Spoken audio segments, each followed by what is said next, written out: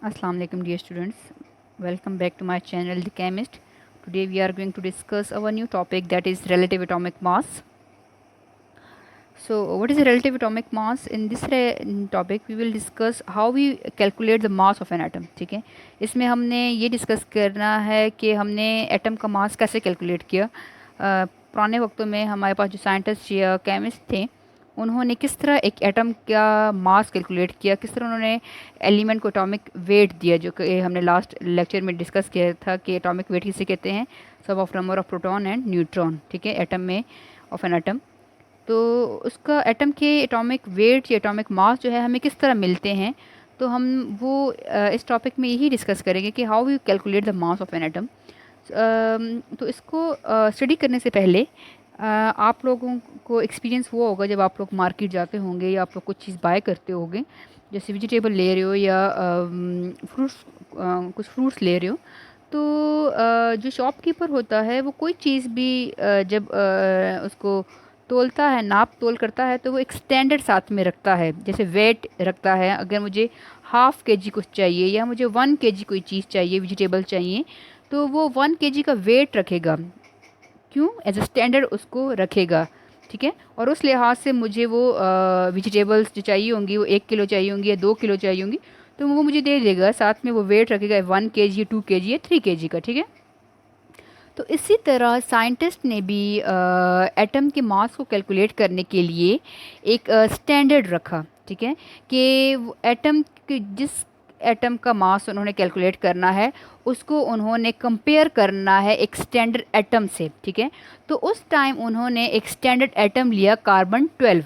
Right, तो first पहले जो है कार्बन 12 से पहले भी उन्होंने स्टैंडर्ड लिया, हाइड्रोजन लिया, और उसके साथ कंपेयर करके दूसरे एटम जैसे ऑक्सीजन है, नाइट्रोजन है, उनकी वेट उन्होंने फाइंड आउट की। लेकिन with the passage of time जो है हमारे पास हाइड्रोजन जो है उसको एज ए स्टैंडर्ड एटम उसको कैंसिल कर दिया गया। क्यों? क्योंकि हाइड्रोजन जो है वो हमारे पास गैस है। ठीक है, और हाइड्रोजन जो है वो हमारे पास इनफ्लेमेबल गैस है। तो उस लिहाज से उसके ड्रॉबैक दिखते हुए उसको एज ए स्टैंडर्ड यूनिट उसको हटा के एक दूसरा एलिमेंट जो है उन्होंने रखा, दैट इज़ कार्बन 12। तो उन्होंने साइंटिस्ट लोगों ने क्या किया, उन्होंने कार्बन 12 को एक स्टैंडर्ड बना लिया फॉर कैलकुलेटिंग द। तो उन्होंने कार्बन को क्या किया, स्टैंडर्ड बना लिया, और उसी कार्बन से दूसरे एलिमेंट्स को कंपेयर करने लगे। ठीक है, अब रीज़न क्या थी फॉर सेलेक्टिंग कार्बन 12, के कार्बन 12 ही को क्यों उन्होंने चूज़ किया for as a standard unit. तो रीज़न ये थी कि कार्बन 12 जो है था, जो है वो अपने कार्बन के आइसोटोप्स में, जो कार्बन के हमारे पास आइसोटोप हैं, कार्बन 12, कार्बन 13, कार्बन 14, उनमें कार्बन जो है वो बहुत वो अबंडेंस में पाया जाता है, मतलब हाई अमाउंट में वो नेचर में पाया जाता था कार्बन 12। और ये स्टेबल अपने का जितने भी आइसोटोप थे उसके 12, 13, 14, उनमें ये कार्बन 12 जो था ये स्टेबल वन था। ठीक है, एक तो हाई अबंडेंस नेचर में था, मतलब हाईली अमाउंट में पाया जाता था, और दूसरा ये स्टेबल था। इसीलिए हमने कार्बन को एज अ स्टैंडर्ड लिया फॉर कैलकुलेटिंग और for measuring the mass of other element. ठीक है, तो अगर हम देखें कि हमारे पास रिलेटिव एटॉमिक मास क्या है, रिलेटिव एटॉमिक मास हमारे पास mass of an atom of an element compare, किसी भी एटम के मास को हम कंपेयर करेंगे, जिसका वो एटम जिसका मास हमने फाइंड करना है, उसको हम कंपेयर करेंगे with the mass of one atom of carbon 12। ठीक है, कार्बन 12 के with the mass of one atom of carbon 12 taken as 12 unit is called relative atomic mass. ठीक है, कि अगर फॉर एग्जांपल मैंने ऑक्सीजन का मास जो है वो मैंने कैलकुलेट करना है, तो ऑक्सीजन को मैंने क्या करना है, ऑक्सीजन को मैंने कंपेयर करना है विथ कार्बन 12। अब कार्बन 12 किस तरह हमने किस तरह करना है कि हमने कार्बन 12 जो हमने लिया उसका हम 1/12 पार्ट लेंगे। मीन कि हम ऑक्सीजन एलिमेंट को हम कार्बन 12 के 1/12 हिस्से से हम उसको कंपेयर करेंगे। 1/12 पार्ट किसे कहते हैं, कि अगर हमारे पास कार्बन 12 है, इसका मतलब है हम जो है कार्बन को हम डिवाइड कर सकते हैं 12 हिस्सों में। कार्बन 12 का क्या मतलब है कि कार्बन के 12 यूनिट है, मतलब कार्बन जो है कार्बन 12 का क्या मतलब है, carbon 12 is equal to 12 unit. ठीक है, मतलब कार्बन के हम अगर हम कार्बन को डिवाइड करें तो 12 हिस्सों में डिवाइड कर लें अगर हमने। ठीक है, मैं समझा रही हूँ 1/12 का क्या मतलब है, मतलब कार्बन का 12वां हिस्सा। तो अब कार्बन 12 है, कार्बन 12 को मैंने 12 हिस्सों में डिवाइड कर लिए, 12 ब्लॉक हमने बना लिए। इसमें से 1/12 का क्या मतलब है, 1/12 का क्या मतलब है कि कार्बन का एक हम हिस्सा लेंगे, 1 यूनिट हम लेंगे ये, ठीक है। ये 1 यूनिट हमने ले लिया, ये जो मैंने कलर कर दिए, ये 1 यूनिट ले लिया, मतलब 1 पार्ट, 1 पार्ट हमने ले लिया। और उस 1 पार्ट को हम क्या कहेंगे, हम कहेंगे 1/12 कि कार्बन का 12वां हिस्सा, मतलब एक 1 जो है एक हिस्सा, हम उसको उसके साथ एलिमेंट्स को कंपेयर करेंगे और एलिमेंट्स के हम जो है एटॉम वेट जो है, एटॉमिक वेट जो है उसको फाइंड आउट करेंगे, ठीक है। आसान तरीके से बता देती हूँ। अच्छा जी, आसान में मैं बता रही थी कि हमारे पास जैसे में कि हमने कहा कि कार्बन 12 का क्या मतलब है कि कार्बन को अगर हम 12 हिस्सों में डिवाइड कर लें, ठीक है। कार्बन 12 का मतलब है कि कार्बन को हमने कि 12 पार्ट्स में 12 यूनिट उसके हैं, और अगर हम उसको डिवाइड कर लेते हैं और उसका 1 यूनिट हम ले लें, एक पार्ट ले लें, तो वो किसके इक्वल है, 1/12 के इक्वल है, ठीक है। तो मास ऑफ एन एलिमेंट को हमने रिलेट करना है mass of 1/12 of the carbon 12, mean carbon 12 के 1/12 मास के साथ हमने एलिमेंट को रिलेट करना है। अब 1/12 का क्या मतलब है कि हमने जो है 1 यूनिट ले लेना है, एक पार्ट ले लेना है कार्बन का। अब कैसे हमने करना है इसका, अगर इमेजिन हम करें कि जैसे कि ये आप लोगों ने देखा होगा, मार्केट्स में देखा होगा, जब हम शॉपकीपर के पास जाते हैं, वेजिटेबल लेते हैं, अगर मैं कहूँ कि एक किलो मुझे वेजिटेबल्स दे दें, तो वो 1 किलो वेट रखेगा और उसको साथ वो बैलेंस होगा, दोनों इक्वल होगी, तो भी मुझे वो 1 किलो की जो है सब्ज़ी मुझे दे देगा, ठीक है। इसी तरह अगर आप लोग इमेजिन करें, जस्ट फॉर इमेजिनेशन, कि ये हमारे पास ऑक्सीजन है, ऑक्सीजन ऑक्सीजन एलिमेंट का हमने मास, एटॉमिक मास जो है वो फाइंड आउट करना है। तो हमने कैसे हम फाइंड करेंगे कि हमने यहाँ पे कार्बन 12 को हमने एज ए स्टैंडर्ड लिया है, यूनिट क्या है, हमने कार्बन 12 को एज ए स्टैंडर्ड लिया, और इस कार्बन 12 को के साथ हम एलिमेंट को कंपेयर करेंगे, कार्बन 12 के 1/12 हिस्से के साथ हम कंपेयर करेंगे। अब 1/12 हिस्से का क्या मतलब है कि कार्बन 12 का एक टुकड़ा हम एक पीस ले लेंगे और उसके साथ एलिमेंट्स को हम कंपेयर करेंगे। फॉर एग्जांपल मैं ऑक्सीजन ले रही हूँ, तो ऑक्सीजन को एक एक मैंने साइड पे ऑक्सीजन रखा और दूसरे साइड पे मैंने कार्बन 12 का 1/12 हिस्सा रख लिया, मीन एक 1 यूनिट मैंने ये 1 यूनिट मैंने कार्बन का ये 1 पार्ट मैंने उसको मैंने डिवाइड किया, ये जैसे ये टुकड़ा मैंने डिवाइड किया और ये मैंने यहाँ तराजू में रख लिया, ठीक है। अब ये हैवियर है, ये लाइटर है, तो क्या ये ज़्यादा वेट है इसका, तो हम मैं क्या करूँगी, एक और टुकड़ा जो है, एक और टुकड़ा मैं यहाँ से लूँगी, एक और टुकड़ा जो है मैं यहाँ तराजू में रख लूँगी, फिर भी ऑक्सीजन भारी है। करते करते जब मैं इस तरह के 16 पीसेस रख लूँगी, कार्बन 12 के 16 पीसेस जो है मैं जब पार्ट जो है या यूनिट जो है ये इसमें रख लूँगी, तो मेरे पास क्या है, ये दोनों जो हैं ये बैलेंस हो जाएंगे, दोनों इक्वल हो जाएंगे। तो इस तरह मुझे पता चल जाएगा कि अच्छा ऑक्सीजन का जो वेट है, जो एटॉमिक वेट है, वो हमारे पास क्या है, 16 है, ठीक है। क्योंकि हमने 16 यूनिट जो हैं कार्बन के हमने रखे और फिर हम उसे जब हमने काउंट किए तो हमने कहा अच्छा 1 ऑक्सीजन जो है वो 16 के जो कार्बन एटम है उसके इक्वल हैं। तो का ऑक्सीजन का एटॉमिक वेट जो है वो क्या हो गया, 16 हो गया, ठीक है। इसी तरह अगर हम सोडियम का फाइंड आउट करते हैं, ठीक है, अगर हम सोडियम का हमने एटॉमिक वेट हमने फाइंड आउट करना है, तो हम क्या करेंगे, यहाँ पे हम सोडियम रखा, ठीक है, और यहाँ पे हमने क्या किया, कार्बन का 1/12 हिस्सा ले लिया, मीन वन पार्ट हमने कार्बन का ले लिया, 1 यूनिट हमने कार्बन के ले लिया और उसको इस वेट पे हम रख लेंगे। तो हम देखेंगे कि ये हमारे पास सोडियम ज़्यादा है, तो अब हम कितने और रखेंगे, ये दोनों इक्वल आ जाएंगे, हम रखेंगे 2, रखेंगे 3, 4, 5, 6, तो ये फिर भी हमारे पास नहीं आएगा। जब तक हमने 23 जब हमने रख लिया, इस पे 23 यूनिट रख लिए कार्बन के, तो ये दोनों जो हैं ये आपस में बराबर हो गए। तो इससे हमें पता चला कि सोडियम का एटॉमिक वेट जो है वो कितना है, 23 है। तो अब सोडियम का एटॉमिक वेट हमें कैसे पता चला, हमें सोडियम का एटॉमिक वेट इस तरह पता चला कि हमने कार्बन 12 के साथ हमने एलिमेंट को हमने रिलेट किया, कंपेयर किया किसके साथ, the mass of 1/12 12 the mass of carbon 12 mean carbon 12 का 12वां हिस्सा लेके एक हिस्सा हमने लेके उसके साथ एलिमेंट को हमने कंपेयर किया और वो हमारे पास एटॉमिक मास आ गया डिफरेंट एलिमेंट्स का। तो हम क्या कहेंगे कि हमारे पास ये है relative, this is the relative atomic mass of different element. ठीक है, कि अब हमने ऑक्सीजन को हमने जब फाइंड आउट करें तो हम रिलेट करें ऑक्सीजन के मास को किसके साथ, एक स्टैंडर्ड किसके साथ, कार्बन 12 के साथ हम रिलेट कर रहे हैं। तो हम क्या करेंगे, हम कहेंगे कि ये ऑक्सीजन जो है ये रिलेटिव है, ठीक है, रिलेटिव मास है। और कार्बन 12 जो यहाँ पे दूसरे पे हम रख लें, ये हमारे पास क्या है, एज अ स्टैंडर्ड, ठीक है, जिसके साथ हम कंपेयर करके हम डिफरेंट एलिमेंट्स के वेट फाइंड आउट कर रहे हैं, एटॉमिक वेट फाइंड आउट कर रहे हैं। तो इस तरह हमारे पास जो है डिफरेंट एलिमेंट के एटॉमिक मास जो हैं, जिसको हम रिलेटिव एटॉमिक मास कहते हैं, वो हमारे पास फाइंड आउट होते हैं, कैलकुलेट हम कर पाते हैं यही मेथड करके। ठीक है, और हम जो हैं एटॉमिक मास जो है हम कैसे फाइंड आउट करते हैं एटॉमिक मास, हम एक मास स्पेक्ट्रोमीट्री हमारे पास टेक्निक है, उसके थ्रू हम, जिस तरह भी मैंने तराजू बनाया एक्चुअल में इस तरह करते नहीं हैं, ये सिर्फ हमने इमेजिन किया है कि किस तरह हमने कार्बन 12 के 1/12 हिस्से को कंपेयर किया with other elements to find their और टू कैलकुलेट देयर एटॉमिक मास।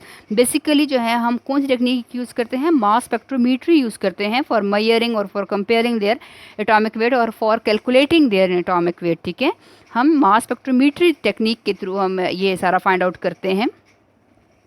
तराजू मैंने इसीलिए किया ताकि आसान तरीके से मैं आपको समझा सकूं कि कैसे हमने, जैसे हम कोई भी चीज़ शॉपकीपर से लेते हैं तो वो किस तरह हमें नाप तोल करके देता है, इसी तरह हम कंपेयर करके मैंने आपको कार्बन 12 जो स्टैंडर्ड यूनिट है उसके साथ बता दिया, राइट।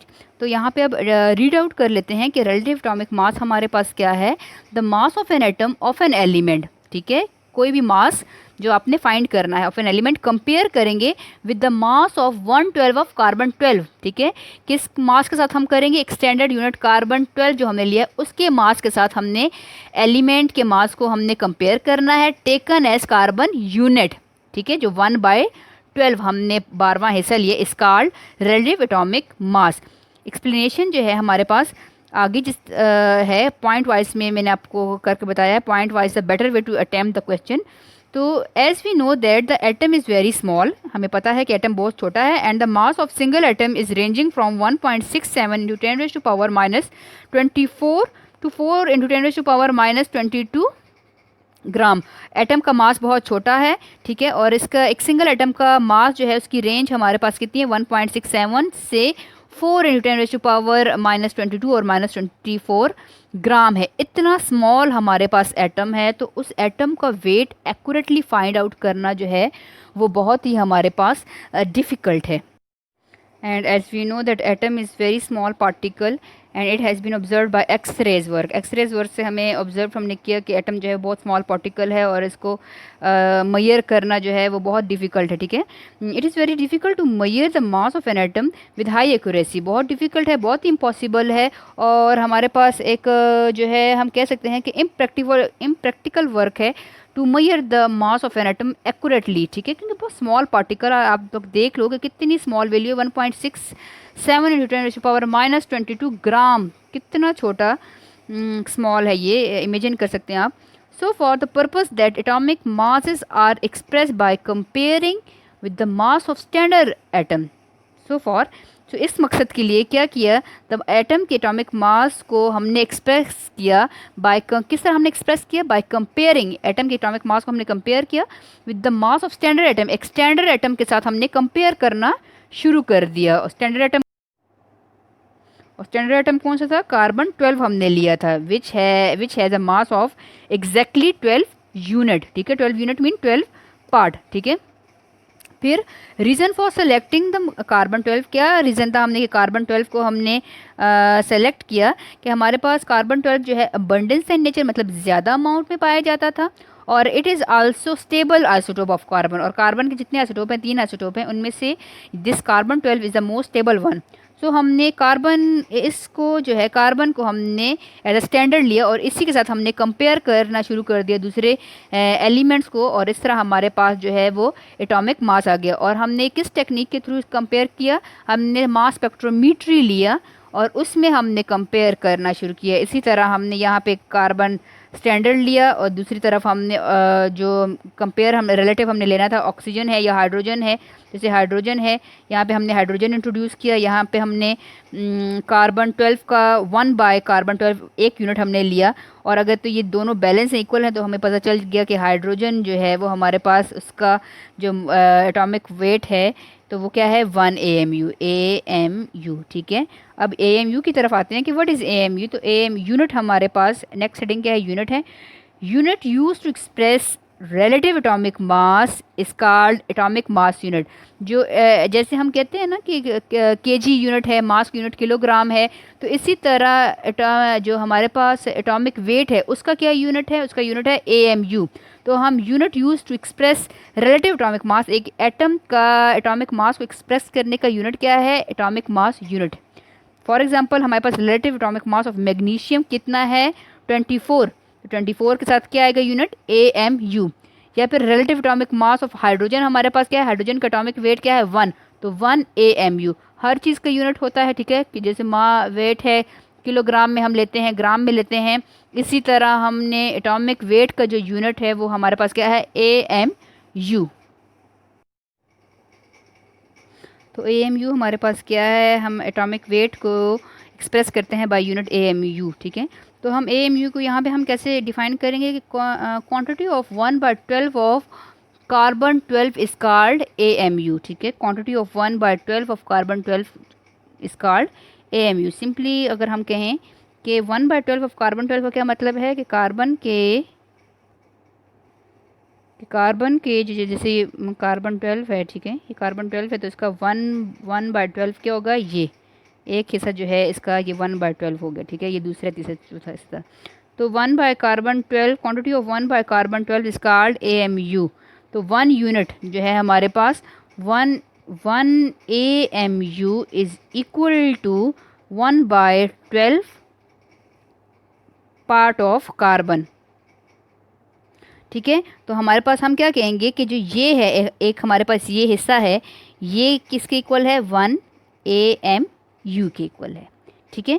तो हमारे पास ये क्या है, एक हिस्सा 1 AMU के इक्वल। तो AMU हमारे पास यूनिट है किसका, एटॉमिक वेट का। एटम का मास जो है, एटॉमिक वेट जो है या एटॉमिक मास जो है हम एक्सप्रेस करते हैं विद यूनिट AMU। और AMU क्या है 1 unit 1 part of carbon 12। Carbon 12 का एक हिस्सा जो है, एक पार्ट है, उसको हम क्या कहते हैं AMU कहते हैं। ये जो है ये 1 एक पार्ट जो है ये किसके इक्वल है 1 AMU के इक्वल है, ठीक है। तो आज हमने क्या पढ़ा, हम समराइज़ कर लेते हैं कि आज हमने पढ़ा एटॉमिक मास, रिलेटिव एटॉमिक मास हमने पढ़ा। रिलेटिव एटॉमिक मास जो है हमारे पास क्या है, एक एटम के हम इसमें हम क्या स्टडी करते हैं कि how we calculate the mass of an atom. Atom के का मास हम कैसे कैलकुलेट करते हैं। और जो है हमारे पास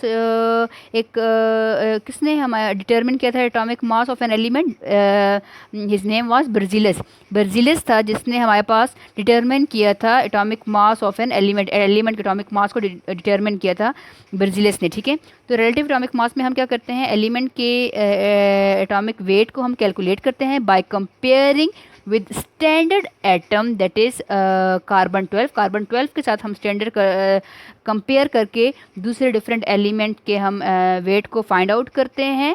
और जो एटॉमिक वेट हम फाइंड करते हैं बाय यूजिंग मास स्पेक्ट्रोमीट्री। और स्टैंडर्ड हमने यहाँ पे लिया carbon 12 atom. Why, because carbon 12 is abundance in nature and it is also stable isotope, so that's why we take it as a standard unit, ठीक है। और यूनिट जो है हमारे पास जो एटॉमिक मास को मेजर करने का यूनिट हमारे पास क्या है AMU है, एटॉमिक मास यूनिट है। तो ये आज हमने डिस्कस किया कि हम कैसे डिफरेंट एटॉमिक मास जो हमारे पास आए हैं वो कैसे आए, किस तरह आए हैं। इसी तरह हमारे पास कार्बन 12 के साथ उनको कंपेयर करके, डिफरेंट एटम को कार्बन 12 के साथ कंपेयर करके हमारे पास डिफरेंट एलिमेंट्स के एटॉमिक मास आए हैं। तो that's all for today. If you like my video तो आप लोगों को तो पता है क्या क्या करना है, आप लोगों ने चैनल को सब्सक्राइब करना है, मेरी वीडियो को शेयर करना है, लाइक करना है और कमेंट करना है if you like my video, ठीक है। Thank you.